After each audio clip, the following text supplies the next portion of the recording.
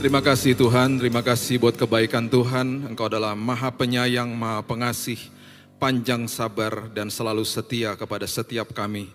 Terima kasih Tuhan buat hari yang baru, berarti ada kesempatan yang baru.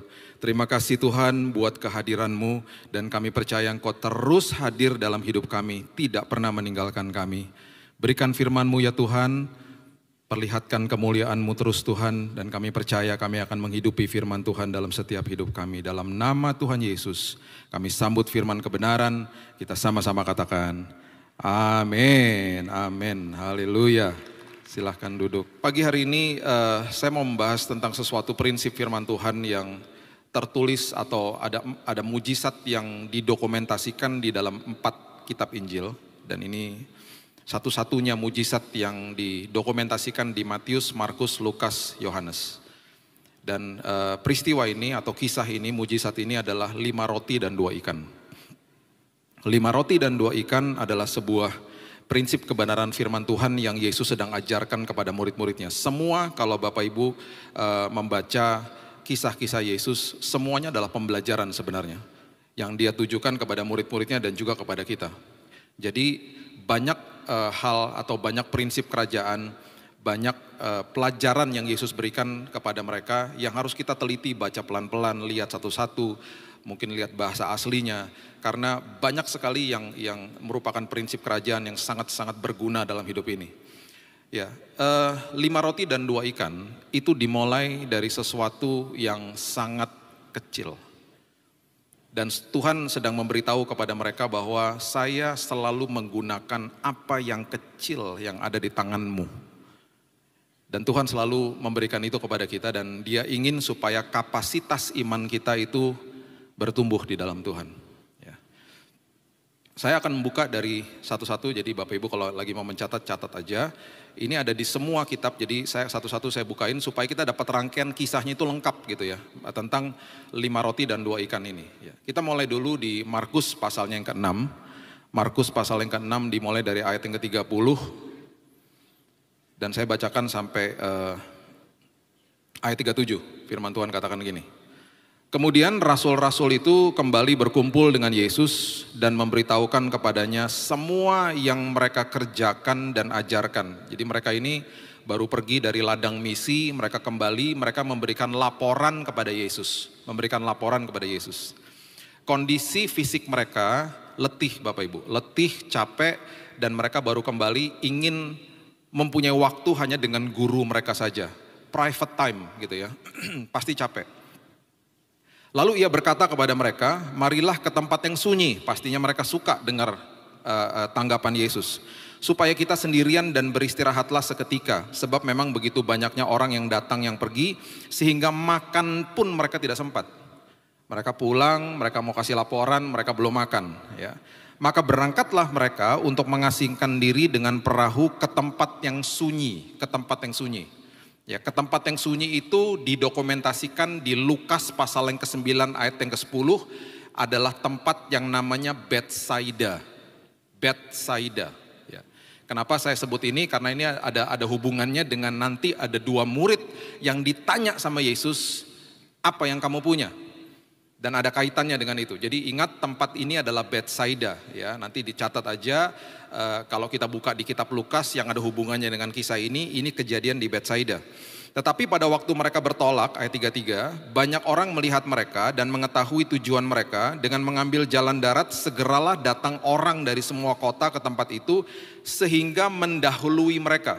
Kalau Bapak Ibu pernah pergi ke area itu, memang ada area dataran yang ketika mereka ada di atas perahu, kalau orang-orang berlari ke arah Betsaida, mereka akan mendahului perjalanan yang ada di atas danau. Jadi tersebarlah berita sangat cepat pada saat itu dan mereka kemudian sudah mencegat kalau rombongan Yesus itu akhirnya menepi, mereka sudah ada di situ. Ya. Ayat 34, ketika Yesus mendarat, ia melihat sejumlah besar orang banyak, maka tergeraklah hatinya oleh belas kasihan kepada mereka. Karena mereka seperti domba yang tidak mempunyai gembala. Lalu mulailah ia mengajarkan banyak hal kepada mereka.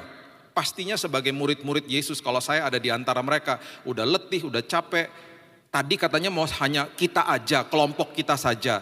Kok sekarang marah ngajarin orang sih gitu. Ini kan orang banyak, udahlah ayo kita kaburlah ke tempat yang lebih sepi atau pergi ke tempat yang betul-betul menyendiri gitu. Karena mereka capek. Pada waktu hari sudah mulai malam, datanglah murid-muridnya kepadanya dan berkata, tempat ini sunyi dan hari sudah mulai malam. Ini seperti kasih kode sama Yesus. Yuk pulang, yuk kita pulang, yuk bubarin masa ini. Karena kami juga letih, kami juga belum makan, kami pengen punya waktu sendiri, bahkan mau pulang mungkin. Akhirnya ayat 36 dikatakan, suruhlah mereka pergi supaya mereka dapat membeli makanan di desa-desa dan di kampung-kampung sekitar ini. Udahlah cepat suruh pulang, daripada nanti gak dapat makan, semua tempat warung-warung udah mau tutup nih. Perhatikan ayat 37. Mujizat ini dimulai dengan kalimat ini oleh Yesus. Tetapi jawabnya, kamu harus memberi mereka makan. Kata mereka kepadanya, jadi haruskah kami membeli roti seharga 200 dinar untuk memberi mereka makan? Ini orang banyak loh. Uang juga mungkin gak cukup. Di saat ketika mereka sangat letih, belum makan, kondisi yang bagi fisik mereka itu sangat-sangat letih. Di situ Yesus katakan, beri mereka makan. Jadi jangan kaget kalau dalam kondisi yang kita sedang butuh sesuatu, tiba-tiba Tuhan datang, berkati orang itu. Berikan waktumu kepada dia.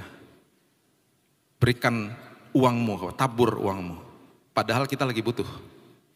Karena dia selalu memulai dari sesuatu yang kecil. Mujizat multiplikasi di kisah ini dimulai dari sesuatu yang kecil.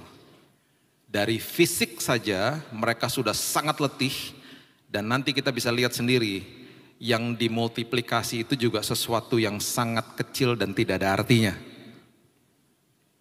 Nah, ini mulai tesnya. Ya, Yohanes pasal yang ke-6, coba lihat. Yohanes pasal yang ke-6. Dimulai dari ayat yang ke-4 sampai ayat yang ke-6.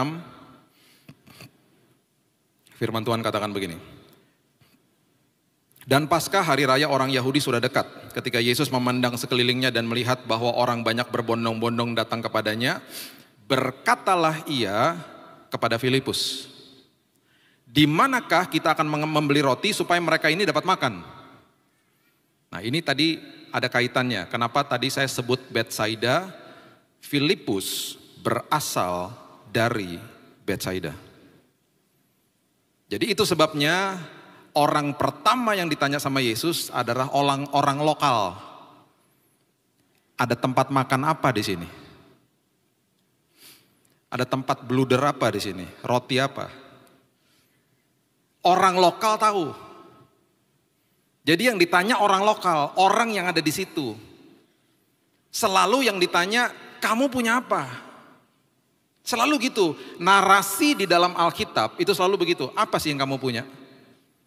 Kasih tahu sama saya. Bermitra sama saya. Ketika apa yang kecil bermitra sama saya jadi perkara besar. Itu prinsipnya. Dia tanya sama Filipus, orang lokal, orang Betsaida. Dan kemudian dikatakan, di manakah kita akan membeli roti supaya mereka ini dapat makan? Berkata kepada Filipus, di mana tempatnya? Ayat 6, perhatikan ayat 6. Hal itu dikatakan oleh Yesus untuk mencobai dia. Mencoba itu lebih tepat bahasanya menguji, bukan mencobai. Menguji Filipus. Sebab ia sendiri tahu, sebab Yesus juga tahu apa yang hendak dilakukannya.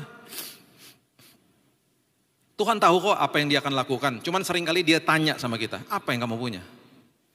Karena dia mau supaya kita mengutarakan iman kita mengutarakan apa yang kita punya kepada dia. Karena dia mau supaya hal kecil itu bermitra sama dia. Itu sebabnya orang-orang yang sembuh di dalam firman Tuhan selalu ditanya ulang sama dia. Kamu mau aku lakukan apa? Seolah-olah seperti dia gak tahu. Dan selalu yang sakit mengatakan aku mau lihat, aku mau jalan. Dan selalu respon balik Yesus adalah terjadilah sesuai dengan imanmu. Kemudian ayat yang ke-7 mengatakan jawab Filipus kepadanya, roti seharga 200 dinar tidak akan cukup untuk mereka sekalipun masing-masing mendapat sepotong kecil saja.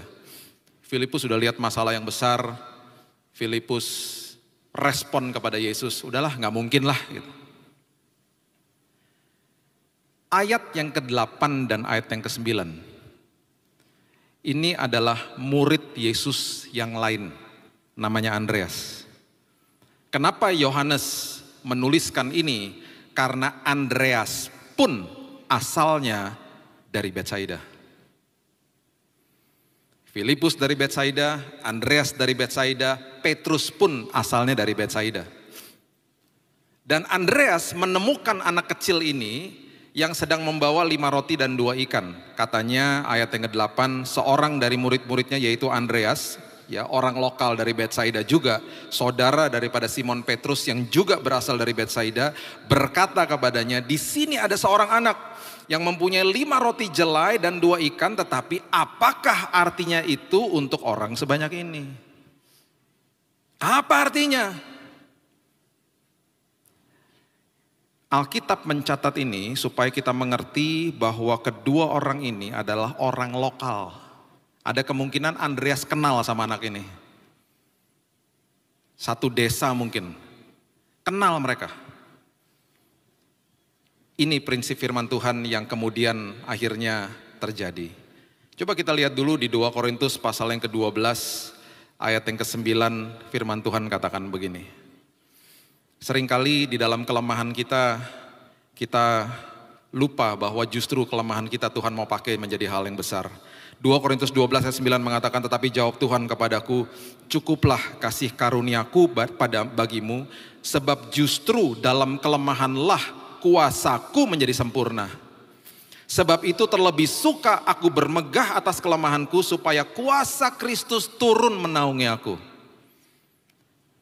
Kuasa Tuhan akan bekerja justru di dalam kelemahan kita. Kalau kita berikan kelemahan itu dan kita bilang, Tuhan aku mau bermitra sama Tuhan. Aku lemah Tuhan. Aku gak cukup, seolah-olah seperti imanku kecil. Seolah-olah aku hanya punya lutut untuk berdoa dan air mata untuk menangis. Senantiasa Tuhan beritahu sama kita, gak apa-apa, bermitra sama saya. Karena di dalam kelemahanmu itu kuasaku jadi nyata. Coba kita mundur di 2 Raja-Raja pasal yang ke-4.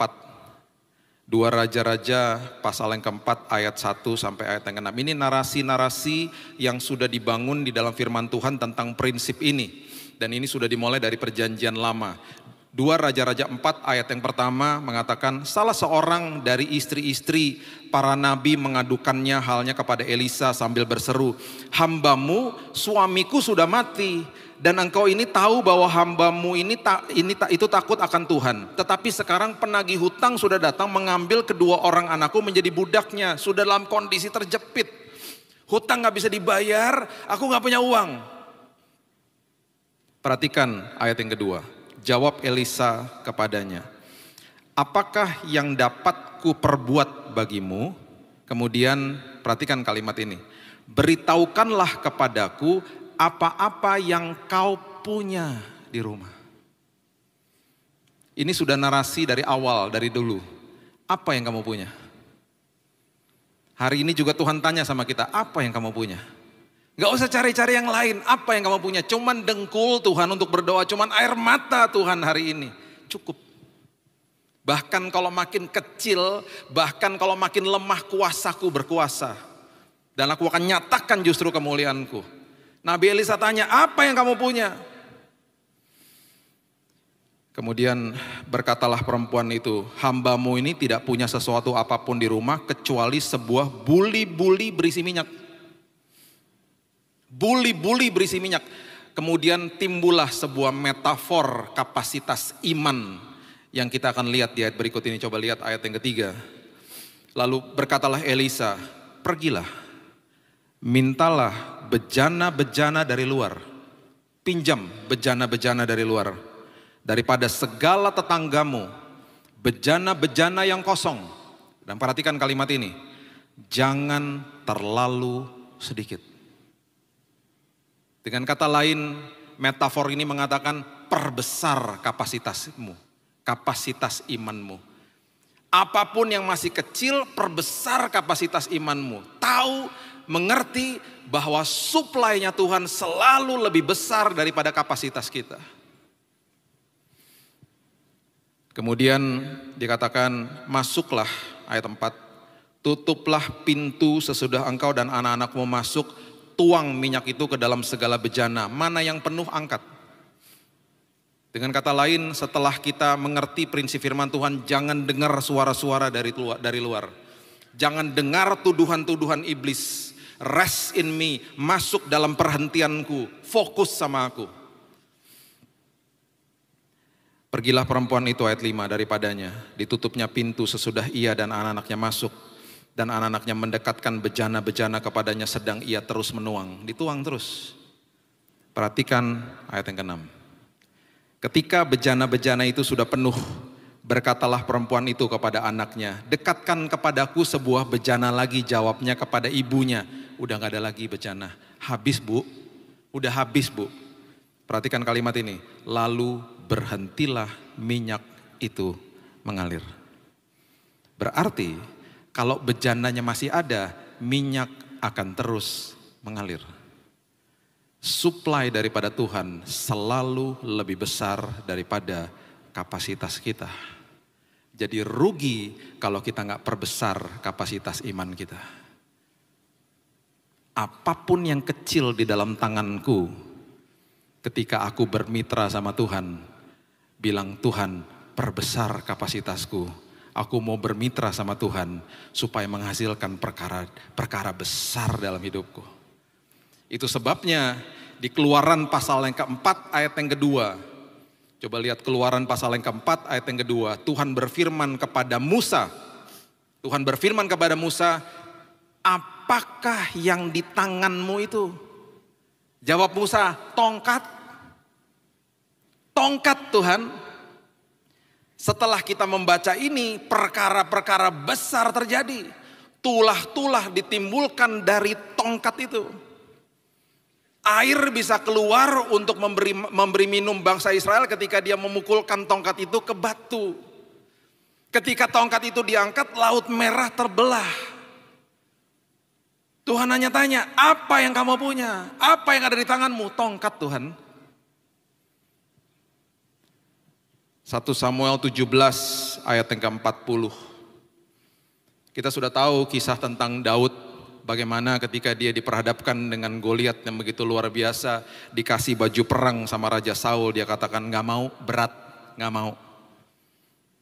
Gak mau. Banyak kali orang kasih tahu sama kita, udah begini aja, udah begitu aja, udah harus begini aja, kita bingung. Makanya Nabi Elisa bilang apa? Masuk dalam rumahmu. Jangan dengerin suara-suara luar, dengerin Tuhan aja. Daud dikasih baju perang, berat gak mau, gak bisa, aku juga gak bisa, badanku kecil. 1 Samuel 17 ayat 40. Daud mengambil tongkat di tangannya. Dipilihnya dari dasar sungai 5 batu yang licin. Dan ditaruhnya dalam kantung gembala. Tongkat 5 batu dan kantung gembala yang dibawanya yakni tempat batu-batu, sedang umbannya dipegangnya di tangannya. Demikianlah ia mendekati orang Filistin itu.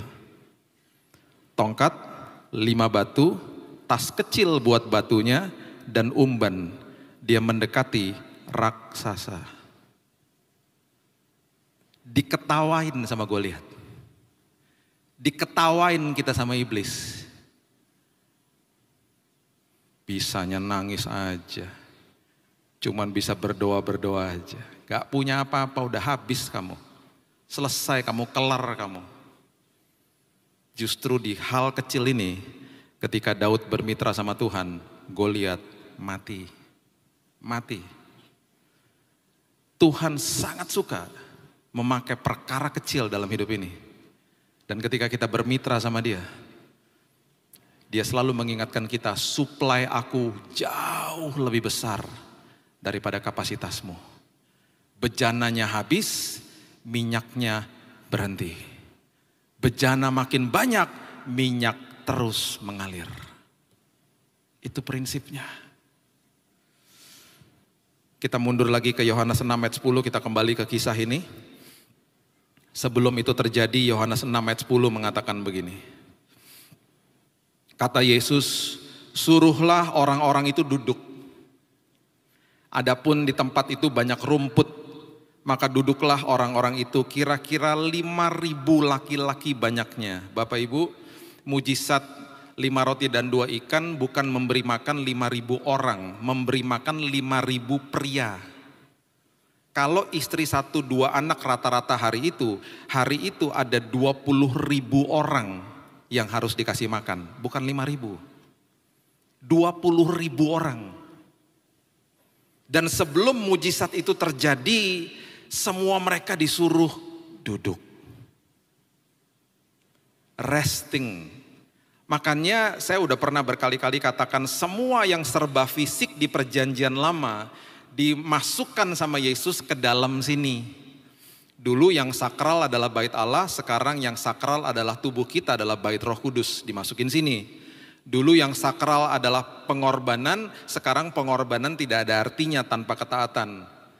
Dulu yang sakral adalah Sabat, Yesus mementahkan hari Sabat ketika dia justru membuat mujizat di depan orang-orang Farisi.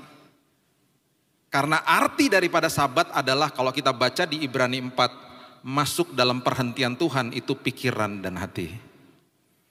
Betul ada hari di mana kita ibadah, betul ada hari di mana kita tetap harus beristirahat secara fisik. Tapi lebih daripada itu, pikiran dan hati masuk ke dalam Sabatnya Tuhan, dimasukin sini. Sebelum hal besar terjadi, pastikan pikiran dan hati duduk tenang di hadirat Tuhan. Itu yang Tuhan mau. Makin kita tenang di hadiratnya, makin kasih karunia mengalir dengan deras dalam hidup kita. Itu sebabnya serahkan kekhawatiranmu kepadanya, supaya engkau tidak dapat dibohongi sama iblis. Matius pasal yang ke-14 ayat yang ke-19, coba lihat. Matius 14 ayat 19. Lalu disuruhnya orang banyak itu duduk di rumput. Dan setelah diambilnya 5 roti dan 2 ikan itu, Yesus menengadah ke langit dan mengucap berkat, lalu memecah-mecahkan roti itu dan memberikannya kepada murid-muridnya. Ngucap syukur. Dia kasih tahu sama semua murid-muridnya, dari hal kecil pastikan ngucap syukur dulu. Kalau kita baca Matius pasal yang ke-5, Matius pasal yang ke-25 maksud saya. Itu ketika talenta diberikan 5, 2, dan 1. Ya, itu ada yang 5, ada yang 2, ada yang 1. Dan selalu Alkitab mengatakan sesuai dengan kesanggupannya. Ada yang sanggup 5, ada yang sanggup 2, ada yang sanggup 1. Yang 1 komplain karena cuma dapat 1. Padahal itu menjadi hal yang sangat dahsyat sebenarnya. Itu Yesus juga lagi kasih contoh sama kita. Yang 5 jadi 10, yang 2 jadi 4. Ketika tuannya kembali menggambarkan pengelolaan kehidupan, tuannya menggambarkan Tuhan itu datang mengatakan, engkau adalah hamba yang baik dan setia. Yang 1 ketika tidak diapa-apakan, firmannya itu keras loh. Dia bilang, kamu adalah hamba yang bodoh dan malas. Malas. Bahkan ada kata bahasa aslinya jahat gitu di situ. Karena nggak diapa-apakan, karena dia komplain, kenapa cuma dapat 1? Tuhan suka memakai hal kecil. Dia mengucap syukur, kemudian perhatikan ini, memberikannya kepada murid-muridnya. Perhatikan ini, murid-muridnya membagi-bagikannya kepada orang banyak. Perhatikan prinsip ini. Mujizat 5 roti dan 2 ikan itu dibiarkan sama Yesus terjadi di tangan murid-muridnya. Dia kan bagiin roti, murid-muridnya bagiin kepada orang banyak. Ketika dipotek, dikasih. Kalau di dunia, prinsip dunia, makin dibagiin, makin habis. Prinsip kerajaan ketika yang kecil dibagi-bagi, terjadi multiplikasi. Jadi jangan pernah hitung-hitungan sama Tuhan. Jangan pernah hitung-hitungan sama Tuhan. Mau hidup kita penuh dengan damai, kasih damai sama orang lain. Walaupun kita lagi diganggu kedamaian kita. Tabur kedamaian, terjadi multiplikasi damai nanti. Apapun dalam hidup ini, ketika dalam kondisi yang kecil dan seolah-olah seperti nggak bisa, ketika ditabur multiplikasi terjadi. Prinsip dunia tidak. Prinsip dunia mengatakan kalau dikumpulin nanti baru multiplikasi. Prinsip firman Tuhan tidak. Bagi. Bisa bayangkan Bapak Ibu, mereka yang dalam kondisi letih, capek, mereka mendapatkan kesempatan satu-satunya ketika sebuah mujizat yang Tuhan berikan itu terjadi di tangan mereka. Gak ada mujizat yang lain seperti itu. Terjadi di tangan mereka. Mereka pasti terkaget-kaget. Lah kok gak habis ya? Lah kok gak habis ya? Terjadi di tangan murid-muridnya. Saya percaya di musim ini, mujizat-mujizat Tuhan akan terjadi di tangan-tangan kita. Ketika kita memperbesar kapasitas kita, Tuhan akan perlihatkan terjadi dalam hidupmu. Kecil Tuhan, aku gak punya Tuhan. Tuhan bilang perbesar kapasitasmu, bermitra sama saya. Saya punya teman pasangan yang waktu itu baru mau menikah.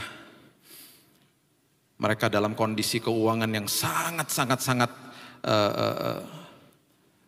akut lah ya. Keuangan mereka udah akut lah saat itu.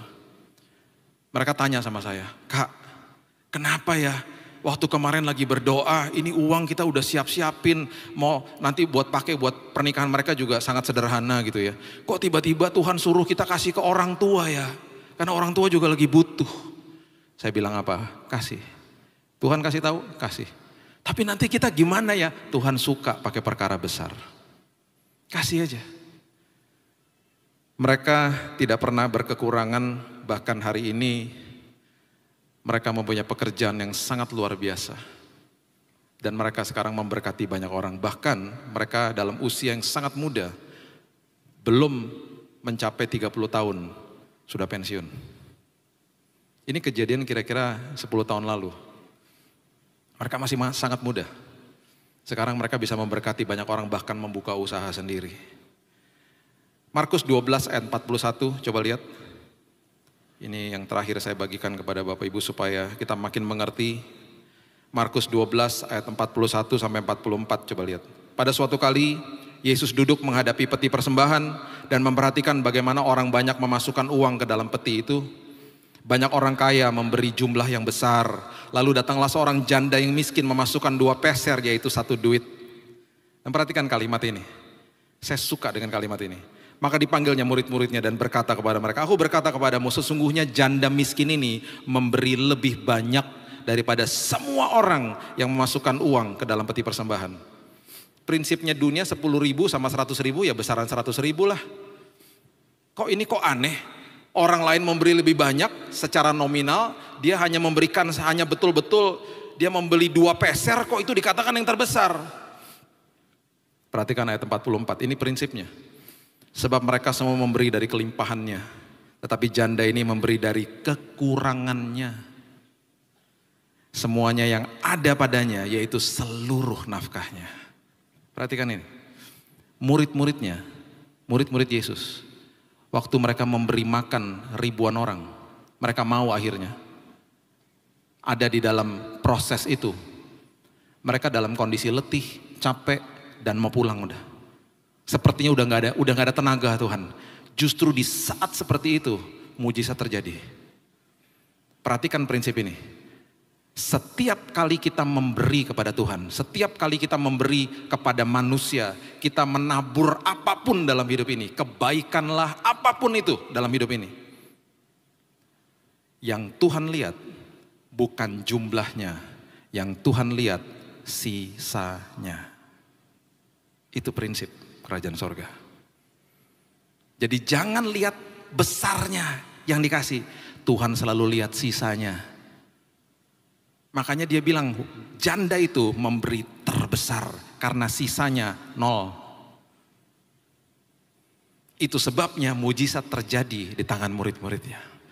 Jadi hari ini kalau Bapak Ibu datang ke tempat ini dan katakan, Tuhan aku hanya punya dengkul untuk berdoa. Aku hanya punya air mata untuk menangis. Bermitralah sama Tuhan. perbesar kapasitas imanmu, mujizat pasti terjadi. Mujizat pasti terjadi. Karena Tuhan mau melihat hal yang kecil, karena justru di dalam kelemahanmu kuasanya makin nyata. Apa yang kamu punya Musa? Tongkat. Apa yang kamu punya Daud? Tongkat. Batu, umban, tas kecil. Apa yang kamu punya? Jemaat Nginden. Dengkul sama air mata Tuhan. Cukup. Perbesar bejana-bejanamu karena kapasitasku selalu melebihi. Suplaiku selalu melebihi kapasitasmu. Saya akan tutup dengan kisah nyata ini. Bapak Ibu pasti tahu lagu Oleh Kuasa Darahmu. Oleh kuasa darahmu, kau telah tebus dosaku. Tahu ya? Itu lagu yang rekaman lagu itu pertama adalah Harvest Praise Ministry. Dan saya waktu itu ada di gereja itu. Saya bertobat tahun 98 dan saya berjemaat di gereja IFGF. Dan itu adalah keluar lagu itu atau rekaman itu keluar dari gereja kami di awal tahun 2000. Sekarang sudah banyak yang klaim lagu-lagu itu. Tapi itu pertama kali ngerekaman kami. Saya nggak pernah lupa di malam rekaman itu 6 wanita dan ada 6 pria. Salah satunya saya di pria itu. Waktu kami masuk ke dalam ruang rekaman studio, itu sudah jam 12 malam, besoknya hari kerja. Dan kami dalam kondisi yang sangat capek karena kami juga itu hari kerja. Kalau nggak salah hari Kamis itu. Waktu masuk ke take vokal yang terakhir, 6 pria nih ya, saya dengan teman-teman saya. Waktu kita lagi nyanyi lagu itu, tiba-tiba kita rasakan hadirat Tuhan yang luar biasa. Kita tidak lagi lihat di kaca jendela untuk lihat kita punya produser yang kasih tahu, kasih kode gitu ya. Kita semua tutup mata. Kita nyanyi. Setelah selesai, waktu kami keluar ke ruangan rekaman, ruangan studionya, itu yang wanita-wanita sedang menangis. Mereka bilang, wow, hadirat Tuhan luar biasa sekali. Tiba-tiba, operator dari ruang studio itu tangannya gemeteran. Dia bukan orang percaya. Kemudian dia suruh kita mendekat, lihat di komputernya dia, dan dia bilang, dan dia bertanya, tadi yang nyanyi 6 orang kan? Iya. Kenapa di komputer saya ada 7 suara? Terus dia mulai breakdown satu-satu. Ini suara kamu kan? Ini suara kamu kan? Ya. Nah ini suara siapa? Suara itu melengking tinggi sekali ketika ada kata-kata darah, darah. Bahkan dia katakan itu oktavnya lebih tinggi dari Michael Jackson. Memang melengking tinggi dan sangat lembut, sangat indah. Sampai hari ini saya kalau ditanya, saya nggak tahu yang menyanyi sama kita itu siapa. Tetapi saya hanya bisa memberitahu dan saya percaya bahwa itu malaikat Tuhan bernyanyi bersama kita pada malam hari itu. Karena saya tahu dalam kondisi yang sangat capek, kondisi yang sangat letih, kuasa Tuhan bekerja. Seolah-olah tenaga kita udah nol, udah nggak bisa lagi. Seringkali kita datang ke rumah malam-malam belum mesbah sama keluarga, belum mesbah sama Tuhan, udah capek, mau berdoa udah capek sekali. Dengan tenaga yang sisa kita berdoa kepada Tuhan. Kuasanya besar loh Bapak Ibu. Justru di kondisi-kondisi yang sisanya udah hampir nggak ada. Baik itu tenaga, baik itu pikiran, baik itu kita punya finansial dan lain sebagainya. Kuasa Tuhan nyata di situ. Multiplikasi terjadi dalam hal-hal kecil. Rekaman itu pernah kami bawa ke sebuah perkumpulan ibadah. Sebelum di mixing, diputar mentahnya. Saya nggak pernah lupa ada beberapa orang terjatuh dari kursinya. Dan terjadi lawatan Tuhan. Bahkan yang satu saya nggak pernah lupa, saya doakan sampai berbusa mulutnya. Dan ketika sudah sadar dia katakan tadi waktu saya datang ke ruang ibadah. Seolah-olah seperti saya melihat malaikat kerub yang sayapnya sampai 8 keluar dari speaker menghampiri saya. Saya datang ke ibadah ini kepahitan sama orang tua saya, Pak. Tapi nggak tahu gimana, saya dilawat Tuhan. Saya bisa ngampuni mereka hari ini. Dan itu yang terjadi. Kalau hanya satu orang itu yang bisa diselamatkan Tuhan gara-gara malaikat nyanyi sama kita sangat bahagia hari itu. Justru di dalam kelemahan kita, kuasa Tuhan menjadi sempurna. Berikan tepuk tangan kita untuk Tuhan kita. Haleluya, terima kasih Yesus, terima kasih Tuhan. Engkau besar, Engkau ajaib, Engkau luar biasa. Engkau justru memakai perkara-perkara kecil di dalam hidup kami untuk mendatangkan kebaikan-Mu. Bahkan Engkau memberitahu kepada kami Tuhan, ketika kami justru memberi, justru multiplikasi terjadi. Tuhan terima kasih, perbesar kapasitas iman kami ya Tuhan. Karena kami tahu bahwa suplainya Tuhan itu selalu lebih besar daripada kapasitas yang kami punya. Rugi Tuhan kalau kami tidak perbesar kapasitas iman kami. Apapun yang masih kecil di tangan kami Tuhan, kami mau berikan kepada Tuhan. Kami mau bermitra sama Tuhan. Karena kami tahu itu akan menjadi perkara besar. Mujizat masih ada. Mujizat terjadi justru dalam hidup kami. Ketika kami mengerti di dalam kelemahan kami, kuasa Tuhan makin dinyatakan. Terima kasih Bapak, meteraikan firman ini dan kami akan jadi pelaku-pelaku firman yang luar biasa dan mujizat terjadi atas setiap kehidupan kami. Di dalam nama Tuhan Yesus, kami sudah berdoa dan sudah menerima firman kehidupan. Kita sama-sama katakan, amin. Tuhan berkati.